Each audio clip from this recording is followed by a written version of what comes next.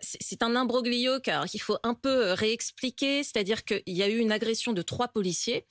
Gérald Darmanin a d'abord annoncé l'expulsion d'un suspect qui avait été interpellé. Ce suspect finalement a totalement été mis hors de cause. Un nouveau suspect a été interpellé, qui est lui aussi un ressortissant étranger. Mais le premier suspect qui a des antécédents judiciaires sera quand même expulsé, assure Gérald Darmanin.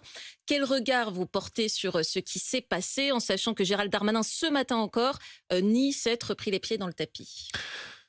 Je pense que la sécurité et l'immigration sont hors de contrôle aujourd'hui en France. Et que nous sommes en train d'ouvrir un débat sous les chouineries de la gauche et de l'extrême gauche, parce que le ministre de l'Intérieur s'apprête à expulser un clandestin.